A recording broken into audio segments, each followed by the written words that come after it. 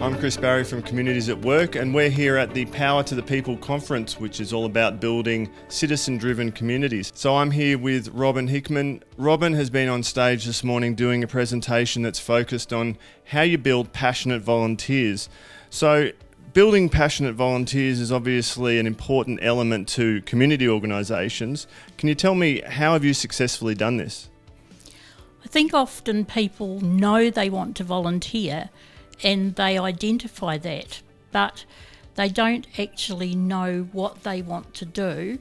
And so you give them a range of choices, and that makes it easy for people.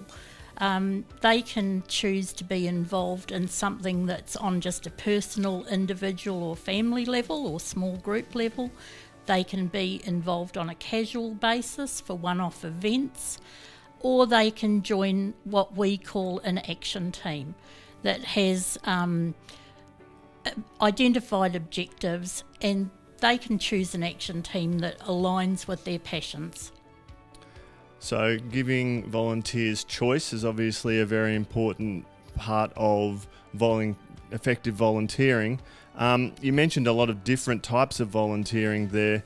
What have you been involved in that's been really successful in your professional engagement?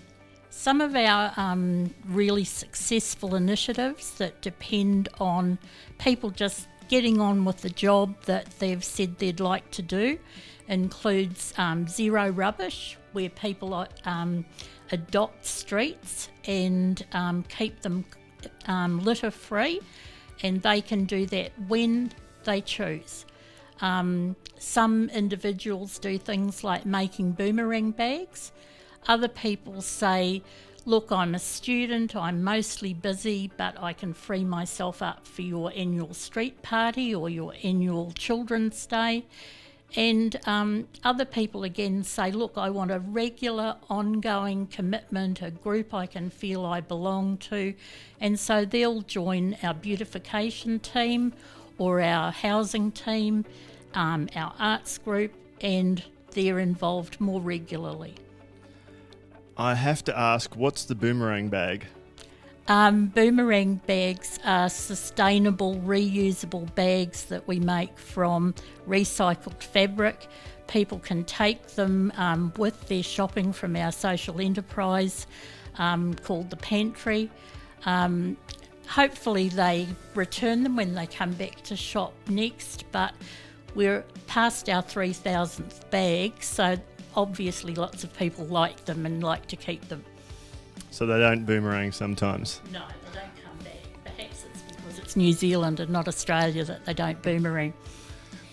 Just touching on that project again, how did you practically engage with the local community to do the street cleanups? We produced a map showing all the streets in our postcode, 9812, and we invited people to identify which street or which part of a street they would like to adopt. And did you use a website or social media to engage people, or did you do public meetings? Initially we just used a map on a wall in our office. So very practical. If there was just one tip that you were going to provide a community engagement manager or a volunteer coordinator that they could implement tomorrow to better engage with the volunteers that they already have, or to get new volunteers, what would that bit of advice be? Prove that volunteers can make a difference. So either authentically in the community show them things that volunteers have already done, or show them pictorially, but prove that as an individual a volunteer can make a huge difference. And we did that initially to pick some low-hanging fruit, get some runs on the board to make our community see that we, South Alive, just a bunch of volunteers, could improve things immeasurably. Thank you, Robyn. And if you'd like to check out more videos from the Power to the People conference, please check out our YouTube channel.